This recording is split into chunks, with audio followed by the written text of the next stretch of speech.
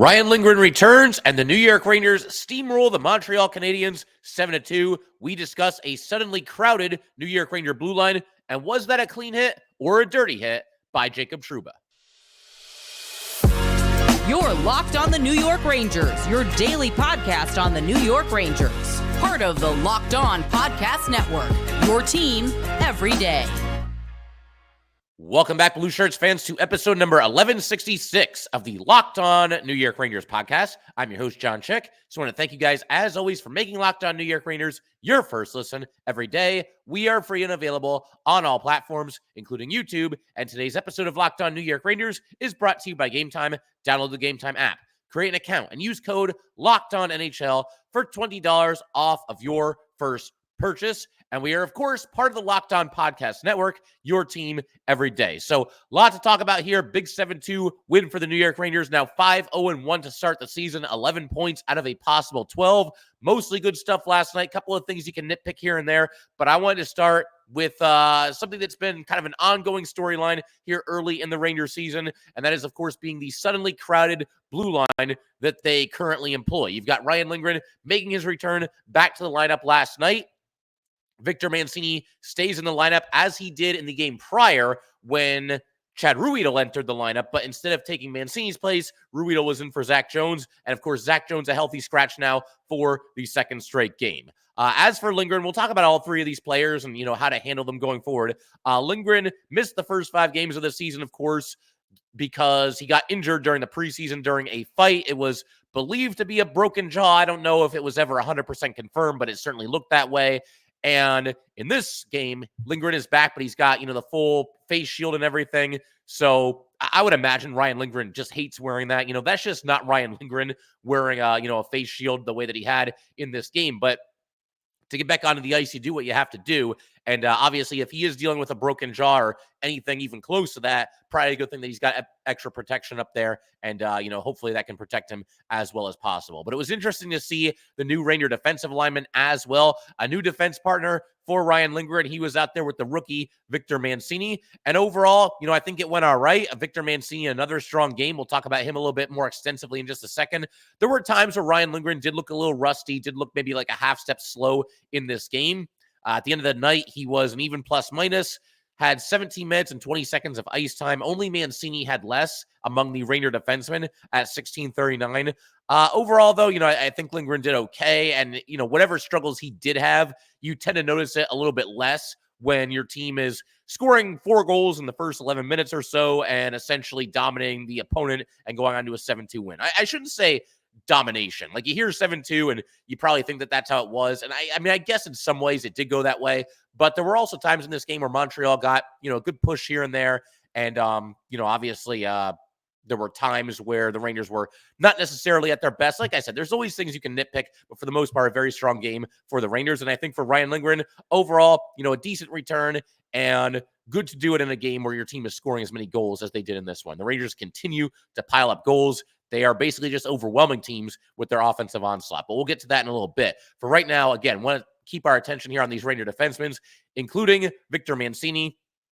Once again, he remains in the lineup, and Zac Jones is still the odd man out. I wasn't really sure that it would happen this way, but it's become pretty clear over these last 2 games that the coaching staff, Peter Laviolette, they prefer Victor Mancini right now over Zac Jones. And I would have to agree with that. You look at what Mancini has done really throughout, we've gone through it, the rookie series, all the preseason games, all the start to the regular season. I feel like Mancini right now probably has jumped Jones in the pecking order in the eyes of the coaches. And I think that, again, I would have to agree with that. Mancini's the guy that's going out there and playing consistent, steady hockey every single night.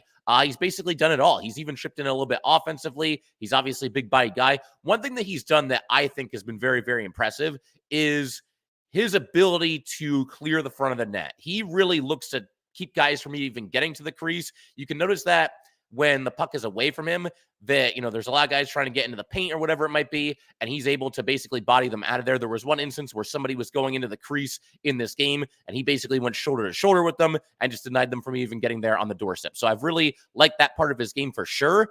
I feel like Mancini, his best game of the season was the one prior to this against Toronto. He was great in this game too, don't get me wrong, but that game against Toronto to me is the one that really, really solidified his place in this Ranger lineup and really kind of reinforced the idea that, okay, Victor Mancini, he's going to be the guy over Zac Jones, even once Ryan Lindgren gets back into the lineup. And I mentioned, he chips in offensively every now and then. He got the secondary assist on Kaapo Kakko's goal. He didn't really do much, but he did have to move the puck out of his zone, so, that counts for something. And obviously, the Rangers were off to the races at that point, and Kakko was able to score.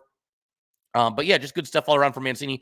I will say, though, you have to feel for Zac Jones at least a little bit, because as I mentioned, it's been an ongoing theme on this show as well. Zac Jones just really can't catch a break, because it feels like every time he's ready to take the reins, every time it feels like the door is open for him, every time it feels like he's really going to get an opportunity to be one of the Ranger defensemen that's in the lineup every single night, a situation where you don't even really have to check the lineup, you just know you're in the lineup. He just doesn't get that opportunity, and it's been for a variety of different reasons, none of which ever seem to be the fact that Zac Jones is playing poorly or that he's a liability or anything like that. It just feels like there's always somebody in his way. It could be a veteran that we've seen. A lot of veteran defensemen from around the league have had some short stints with the Rangers in recent seasons, whether we're talking about like Patrick Nemeth. I mean, the less said about that, the better. But Patrick Nemeth, guys like Justin Braun, who comes in at the deadline. Nico Mikkola came in at the deadline. Eric Gustafsson last year was signed to a 1-year contract, and, he was in the way. And then there's also other young guys that seem to get an opportunity before Jones really gets like a bona fide true opportunity for this team. Braden Schneider. Now, of course, that's a good thing, because Braden Schneider's been, I think mostly very, very good ever since he's gotten the nod. But Braden Schneider got, a long rope before Jones ever did. Nils Lundqvist for a long time was ahead of Zac Jones in the pecking order, despite the fact that every time that one or the other was on the ice, I mean, it looked pretty obvious that Zac Jones was the superior player at that time. You never know what's going to happen in the long run, but the small sample sizes that we saw from those guys early in their careers, Zac Jones consistently outperformed Nils Lundqvist. And Nils Lundqvist is obviously no longer with the Rangers, but now it's Victor Mancini. And again, nothing against Mancini. He's been great. And I think that the Rangers' best lineup does feature him in it. But even with that said, and even with that being the case, you do feel for Zac Jones, because one way or another, there's always somebody blocking his path to the lineup.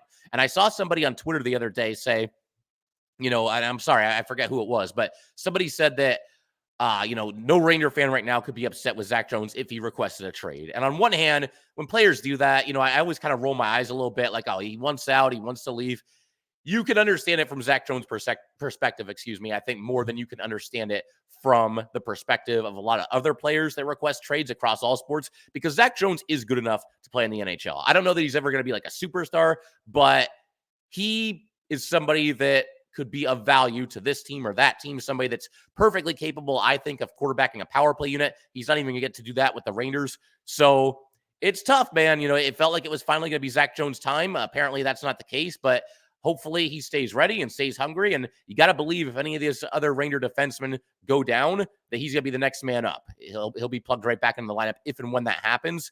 And of course, there's probably next to no chance that all 6 of the Ranger defensemen that are ahead of him will go through the season without any ailments of any kind. So, Jacob Trouba might be hearing from the league at some point or another here. And if that happens, then Zac Jones might be back in for the next game. We'll talk about Trouba a little bit later in today's episode. But yeah, that's kind of where things stand on the blue line. I'm happy Ryan Lindgren is back in the... Okay, let's try that again. I am happy that Ryan Lindgren is back in the lineup, because I think he's somebody that's been, a little bit underappreciated by Ranger fans over the years. I see people... 4 games into Victor Mancini's career, people are trying to trade Ryan Lindgren and make Ryan Lindgren a healthy scratch when he gets back. What did Ryan Lindgren do to deserve that? How many pints of blood, of his own blood, does this guy need to spill on the ice before he gets the respect of some Ranger fans? Not all of them. Again, there's people that certainly appreciate what Ryan Lindgren does, blocking all these shots, just taking a physical beating out there, doling out hits, fighting when he needs to fight, despite obviously not being the biggest guy on the ice.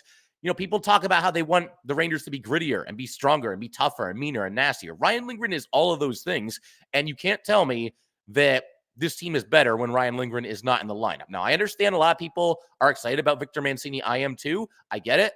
And I think that Mancini, the way things stand right now, you're definitely going to see Victor Mancini as one of the 6 Ranger defensemen that are routinely in the lineup.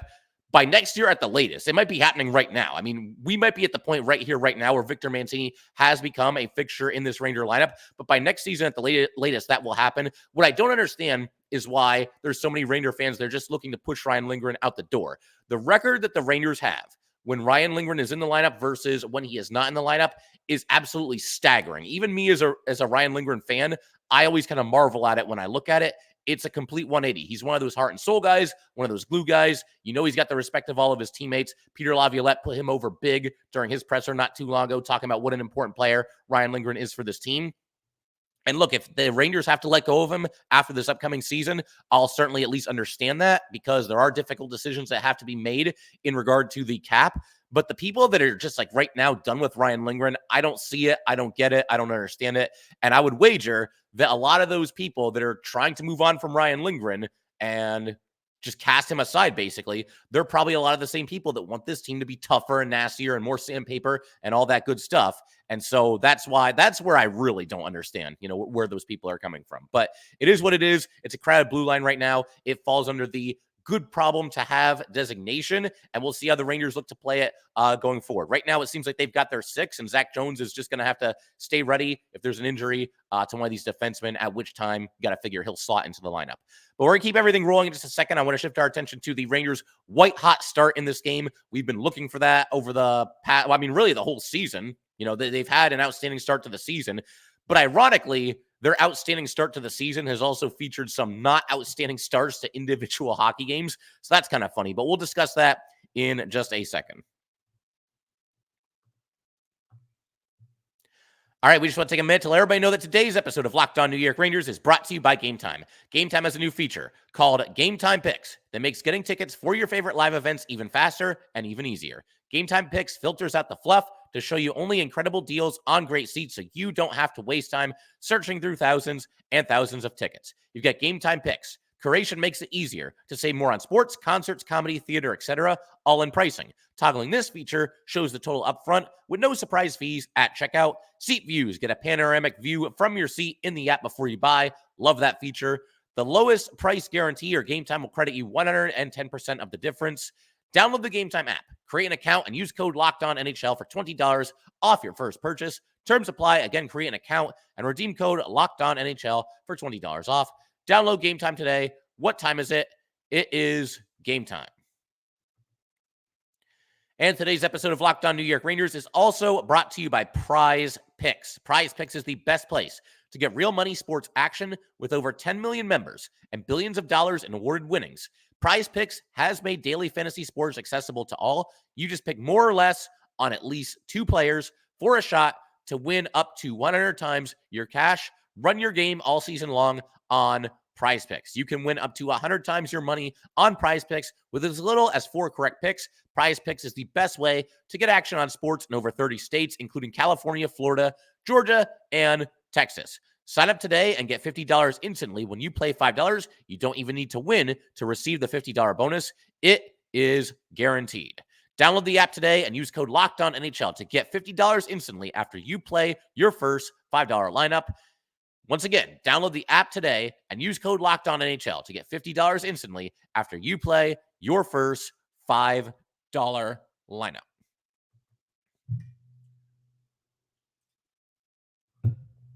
All right, big shout out to the everydayers as always. Thank you guys for supporting the podcast and going through the roller coaster ride that is New York Ranger hockey. In our next episode, we're going to be doing a very special crossover with Armando Velez of Locked On Florida Panthers. Always a great time talking some hockey with Armando, and naturally there's a lot to discuss. Last year's Eastern Conference Final and the fact that these two teams looking like, once again, 2 of the heavyweights in the Eastern Conference. So looking forward to that. But for right now, let's discuss what the Rangers did last night that they hadn't really done, or at least not to the extent that we would have liked so far this season. The Rangers last night got off to a fast start. They scored 4 goals in the first 11 minutes and 5 seconds. They also got their first goalie KO of the season. They knocked Sam Montembeault out of this game after he gave up the 4th goal. 4 goals on just 9 shots. Wasn't all his fault, of course. The Rangers were basically buzzing in the offensive zone, and the Canadiens essentially had no answer for the Rangers' onslaught early in this game. But, I said, as recently as the last game recap episode when we were talking about the outcome of the Rangers and Leafs game, that the one thing that you could nitpick for the Rangers so far this season was that they were not getting off to very good starts in a lot of these games. Some of them were okay. The Pittsburgh start, the Penguins got the jump on the Rangers a little bit, and then the Rangers obviously struck back in a major way, won that game 6-0. Then you've also got, the game against Utah, I don't think was all that great either. You haven't really seen that awesome start by the Rangers until this game. Even in this one, there's a couple of things that we can look at, and we will do that. But man, you can't argue with the Rangers scoring 4 goals in the first 11 minutes and 5 seconds. You've got the Panarin line starting the game, and they score on their first shift. And it was interesting how this happened because Lafreniere gave up the puck at the Ranger blue line, and then Trouba, who we're going to discuss him later because there was a lot going on with Jacob Trouba in this game. He was actually a +5, but there was some controversy late in this game. And here he comes up big, picks up Lafreniere by blocking 2 shots, high danger shots by the Canadiens. Rangers go the other way. Panarin up the left side, gets the blue line, hits the brakes, finds Fox, who was trailing the play. Fox back to Mika on the left side. Mika fires at home. 1-0 Rangers about a minute in, and Panarin with points in 6 straight games. You also get, this was awesome. We really got to break down this goal because the Ranger fourth line came through big here.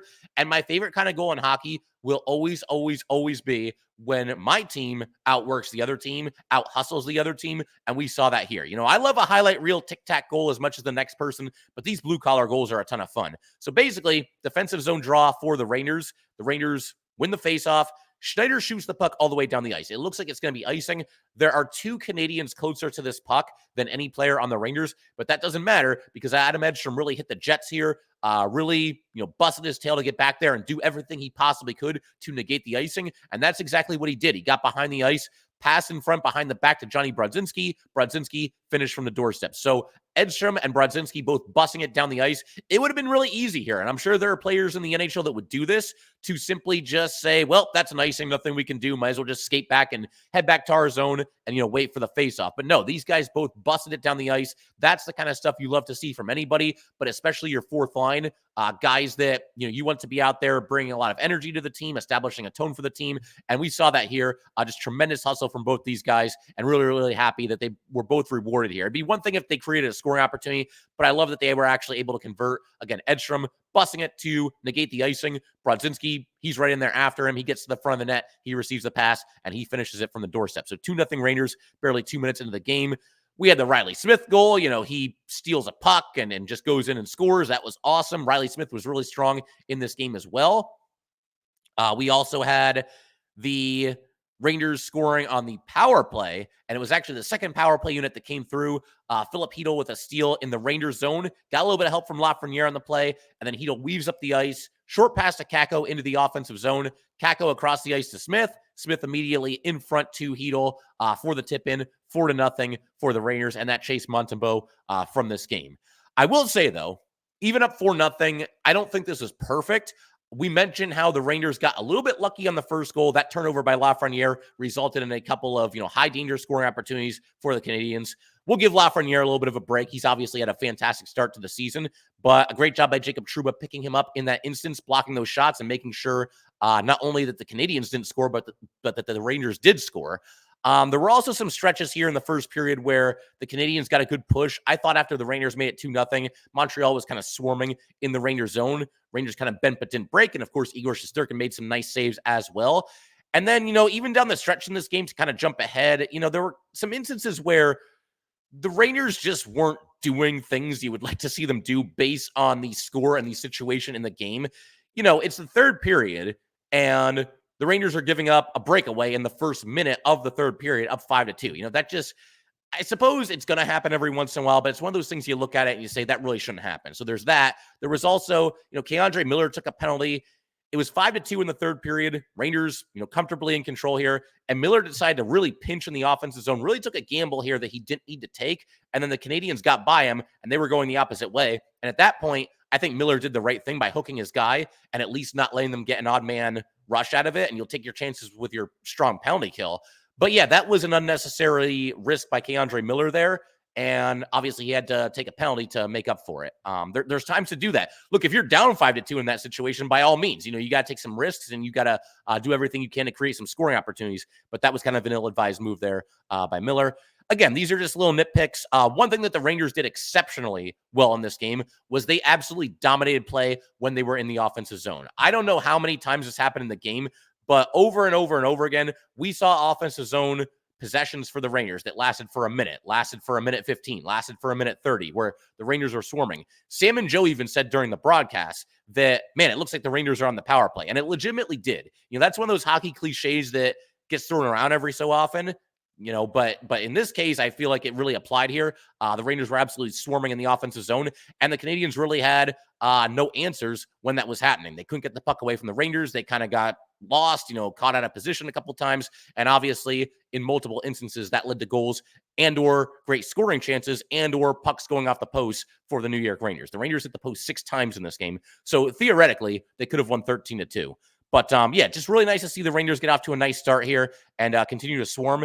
And like I said, couple of things that, maybe they weren't quite at their best, but for the most part, obviously a really strong game here and complete and utter domination in the offensive zone by the New York Rangers. So we're going to keep everything rolling in just a second.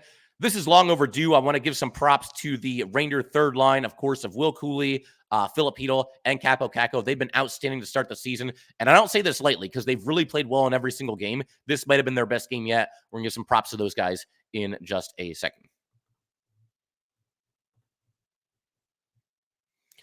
All right, we just want to take a minute to let everybody know that today's episode of Locked On New York Rangers is brought to you by FanDuel. Hey, NFL fans, you can start the season with a big return on FanDuel, America's #1 sportsbook. So when you get a hunch in the middle of the game, you can check out the latest stats, view live play-by-play, and so much more on the same page where you place your bets. You will get started with $200 in bonus bets guaranteed when you place your first $5 bet. That is FanDuel.com.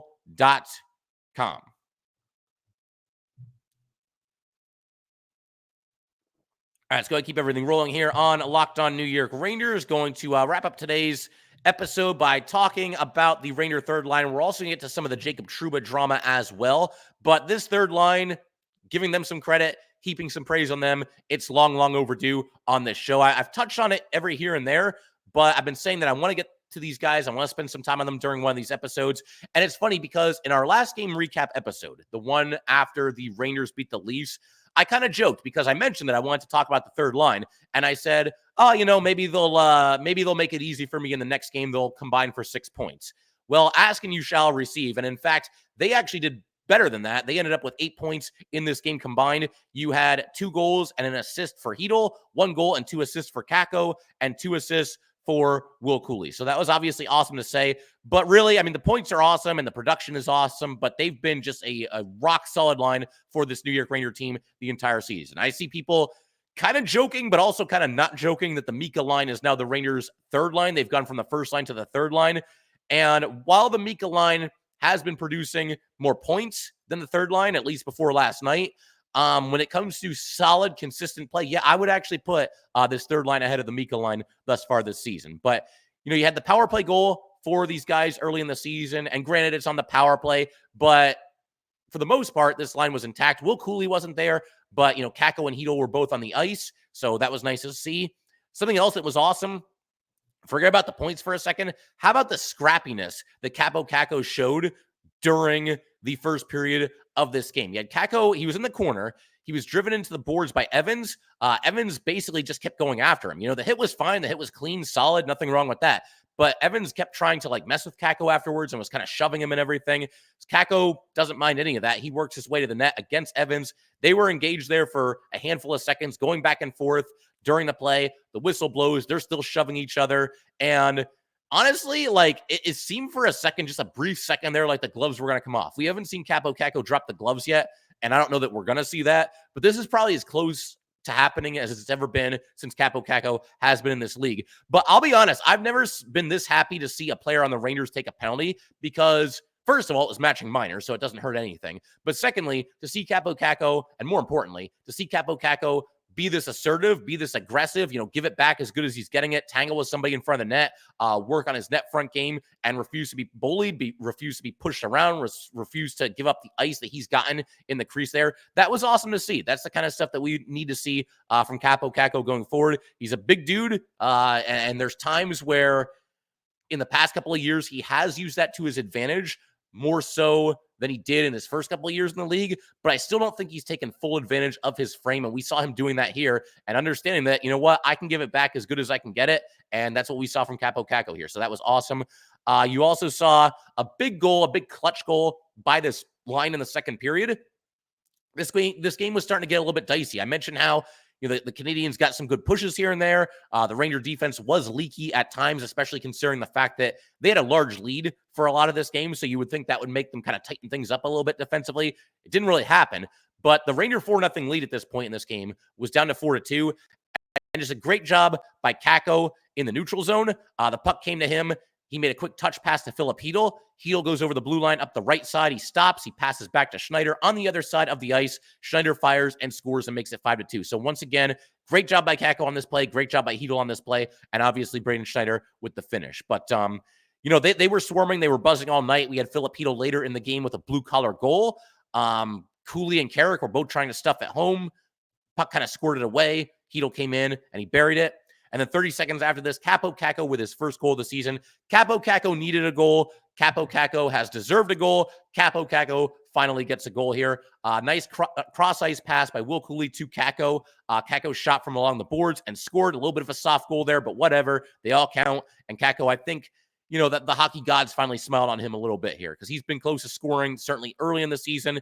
And even though the goals haven't been there for Kakko, the strong play has, and nice to see him finally get rewarded. And again, soft goal, but he's been robbed a couple of times. And a couple of times it was his own doing. He couldn't finish from the doorstep early in the season, but it is what it is. I think it evened out a little bit here with Kaapo Kakko scoring a goal on what was, again, a little bit of a softie there at the end of the game. But something I wanted to say about this third line, these guys, they're kind of in a position where all three of them really need each other at this point in their respective careers. And in some ways, you could say this about any line in the NHL. You can say this about any line on the Rangers. Of course, you need your line mates. You need things to be clicking, and you need to, produce offensively, or at the very least be a shutdown line with your line mates. So you need everything to click. But when you look at where these three players are, once again, in their respective careers, it's interesting because Will Cuylle, second season in the NHL, he had those 4 games couple of years ago, whatever. That doesn't really count. This, for all intents and purposes, this is Will Cuylle's second season in the NHL, and he's looking to become a big-time player for the New York Rangers in the short term and in the long term. He's somebody that obviously goes out there, plays a physical brand of hockey, scored an impressive amount of goals last season as a rookie, but he's looking to take that next step. He's somebody that's going to go out there and set the tone, be a hard hitter, be very physical, obviously, but somebody that obviously, I think wants an even bigger role for himself. Somebody that one day would love to be a top 6 forward in this league, and somebody that's looking to, again, really get his career off the ground. He's gotten off to a very promising start. I don't think there's a single Ranger fan out there that is upset about what this team has gotten from Will Cuylle at this point in his career, but that he wants more. And the best way to do that is to find that chemistry with Filip Chytil and with Kaapo Kakko. And for Filip Chytil, he's been through all kinds of adversity, so whoever he's playing with, he's going to need a little bit of a boost from his line mates. Filip Chytil 2 years ago looked like he was finally breaking out. He had, I want to say, 45 points that season, more than 20 goals, more than 20 assists, and somebody that, starting the third line, I think he's capable of more. I think Filip Chytil is at least capable of being a top 6, forward. But right now, the Rangers are very deep, so obviously they've got him on that third line role, but he's going to need his guys. And then you've got Kakko. Kakko is still basically trying to be the player that we all thought and hoped and expected that he would be when the Rangers took him number 2 overall. Kaapo Kakko is still trying to get his career to where the expectations were when he entered the league. I still think he's been a solid player. I still think he's done a lot of good things for this Ranger team. But when it comes to offensive production, hasn't always been there in the way that I think a lot of us thought it would be when he entered this league. So Kakko, he needs these guys as well. When you look at the Ranger top 6, all those guys are firmly entrenched and know where they are at this point in their NHL careers. Nothing's going to happen to them. These 3 guys here, though, they're trying to elevate each other to that next level and to that point that they need to get to in their NHL careers. So there's a lot of give and take going on, but this line has been awesome thus far for the New York Rangers. And one other stat that I'll throw at you as far as this third line is concerned, and this is really impressive. They mentioned it at the start of the broadcast. The Cuylle, Chytil, and Kakko line, and keep in mind, we are now, 6 games into the season for the Rangers. They have not been on the ice for a goal against so far this season. So there's certain nights where maybe they're not scoring, maybe they're not giving you, all these crazy amounts of points, but they are shutting down their opposition night in and night out. That is tremendously impressive to be this deep into the season and, still have not given up a goal. It's fun to track all these other stats where, Panarin's got this point streak going on and the Rangers have scored more goals through 6 games than at any point in their history and all this other stuff, all these offensive numbers. But it's equally as much fun to look at a stat like this and just see the third line. Man, they are shutting everybody down. They are not giving up a goal to anybody anytime that they're on the ice. Just truly impressive stuff from this third line here. So one more thing we got to talk about here today, and that is Jacob Trouba's monster hit on Barron. It's just what it sounds like. Barron had the puck, goes over the blue line. Trouba absolutely annihilates him. Matheson then challenges Trouba to a fight. Trouba obliges. The gloves come off. Matheson landed a couple of jabs with his right hand. They both fell to the ice. This is a shift after Trouba had been mixing it up with a couple of Canadiens in front of the Ranger net during a play stoppage. So maybe the temperature was still kind of high. I have a difficult time judging these hits anymore. I just never really know for sure because I've seen so many of them. And I think we as fans, whether you're a Ranger fan or you like this team or you like that team, a lot of us tend to look at these hits the way that we want to look at them. And no two hits are exactly the same. There will be people, and social media is very divided right now. There's people calling for like a season-long suspension for Jacob Trouba. I mean, I would have to think that even somebody that feels that way about Trouba, I hope that's a little bit tongue-in-cheek, acting like this is going to be a season-long suspension. But yeah, I mean, there's people that want him suspended. There's people that are calling him the dirtiest player in the NHL. And there's people that are saying this is a clean hit and there's nothing wrong with it.